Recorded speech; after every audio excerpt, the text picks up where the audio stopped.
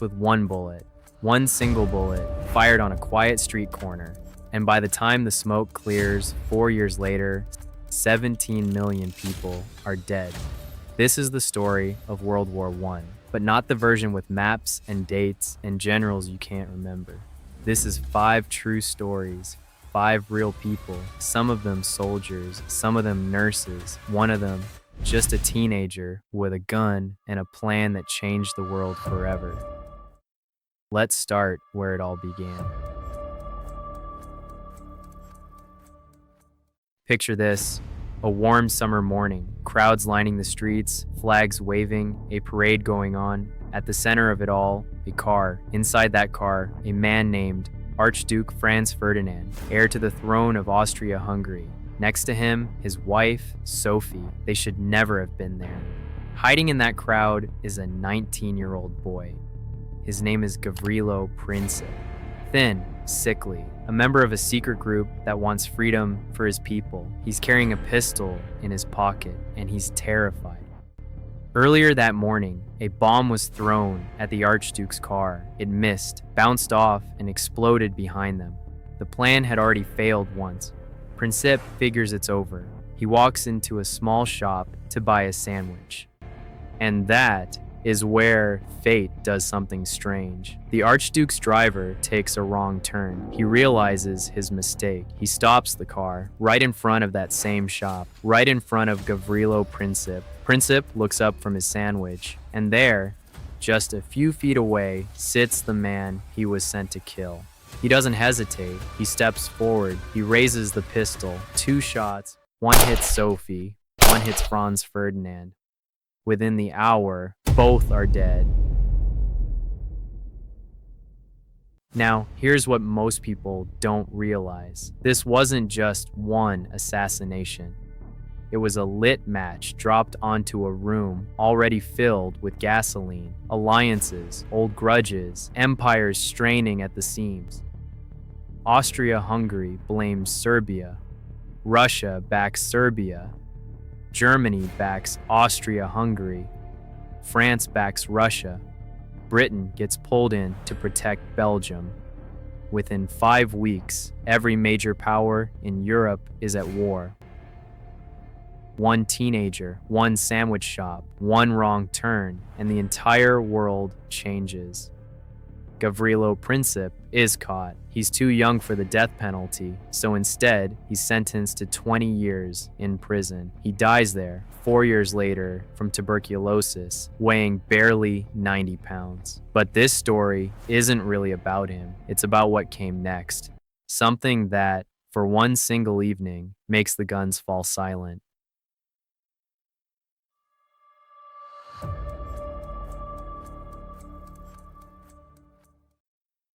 Tea's cold. Bitterly cold. The kind of cold that gets into your boots and stays there. Picture a British soldier. Let's call him Tom. 22 years old. 6 months ago, he was working in a factory back home. Now he's crouched in a trench, up to his knees in freezing mud, staring across a stretch of dead land at the enemy. Just 70 yards away, close enough to hear them talking, close enough to hear them cough. It's December 24th. Christmas Eve. Tom is expecting another night of gunfire, another night of fear. Instead, something strange starts to happen. He hears singing. Not shouting, not screaming, singing, coming from the German trenches. The men around him go quiet. They listen. It's a carol. Silent Night, sung in German, but the tune is unmistakable.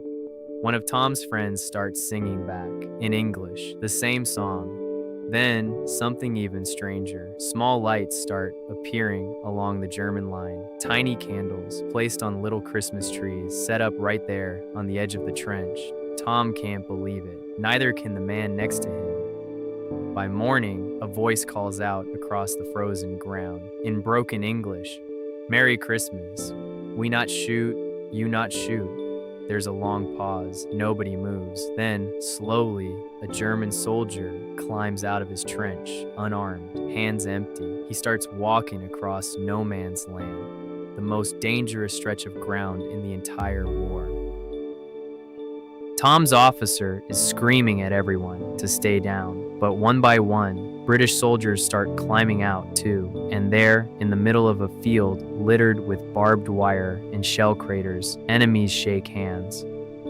They exchange cigarettes, chocolate, photographs of their families. Someone produces a soccer ball, and a game breaks out right there in no man's land. Boots sliding in the mud, men laughing for the first time in months. For one single day, the war simply stops.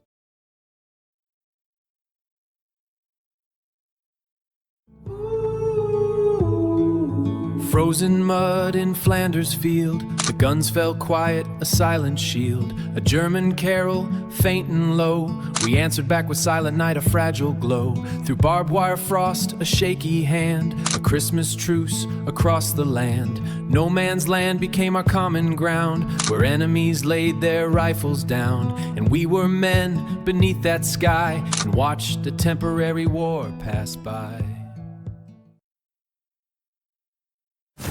But here's the part that breaks your heart.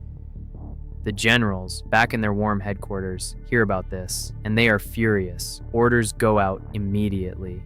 The very next day, the guns start firing again. Some of the very same men who shook hands and shared cigarettes are ordered to kill each other by nightfall. Tom never forgets that day. Years later, he'll say it was the only day in 4 years of war that felt human. But peace on the ground is one thing. Above the trenches, in the open sky, a different kind of war is about to begin. And one young pilot is about to become the most feared man in the sky.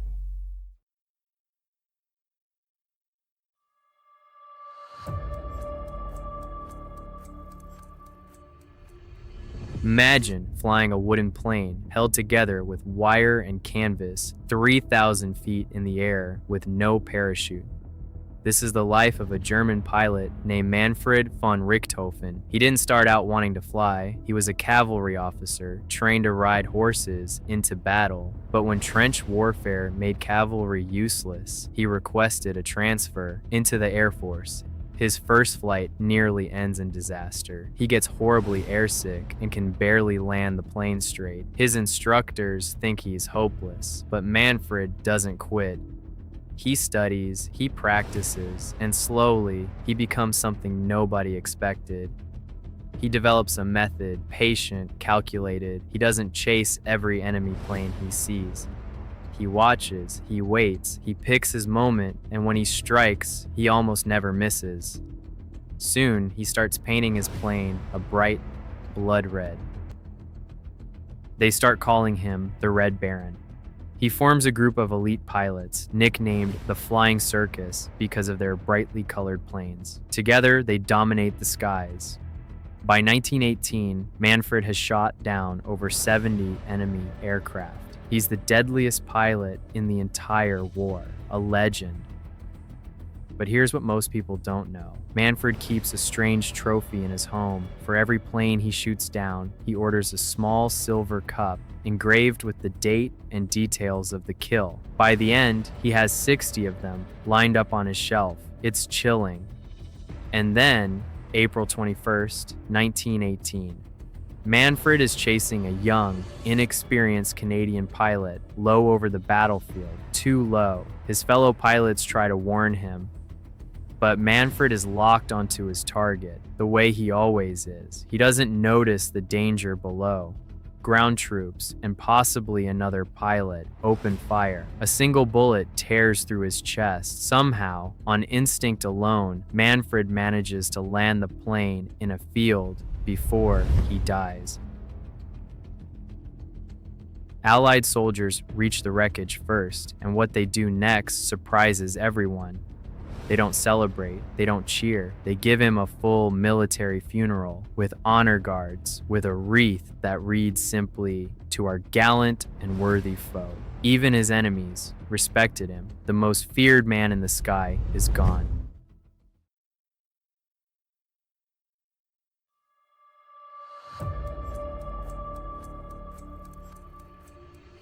Her name is Edith Cavell, and she isn't a soldier, she's a nurse. Before the war, Edith ran a nursing school in Brussels, training young women to save lives. She believed deeply that a nurse's duty was to help anyone who needed it.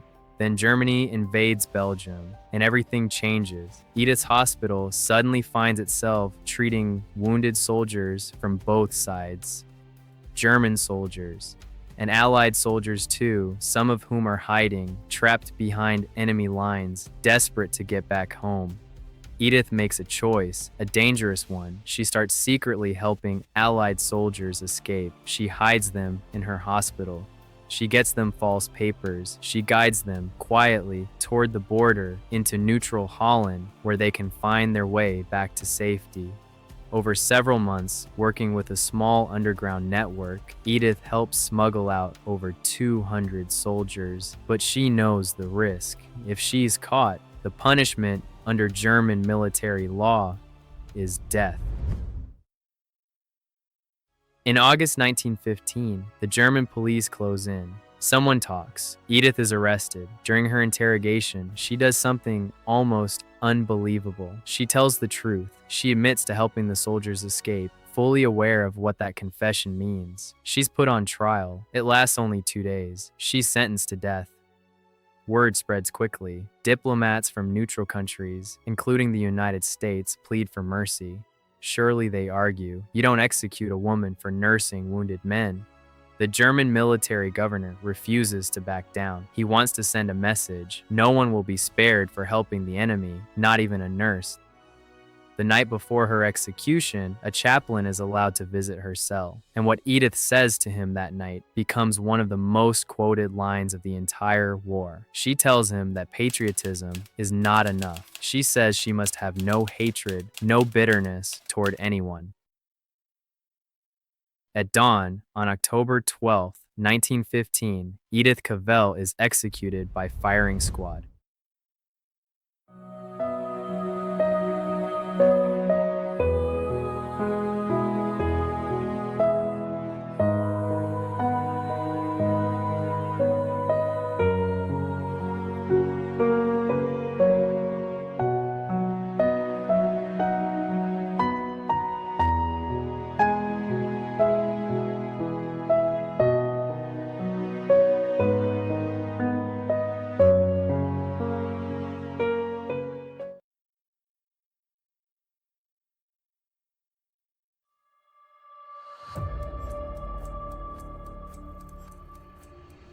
The war is almost over. Everyone can feel it. Germany is exhausted.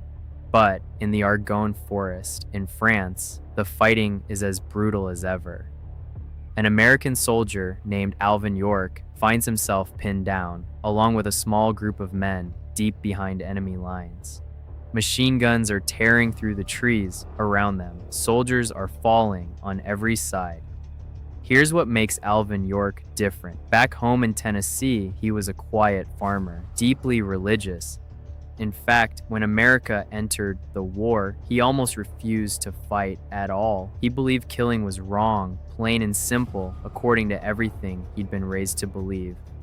But after long conversations with his commanding officer, reading his Bible late into the night, he concludes, sometimes fighting against evil is the only way to protect the innocent.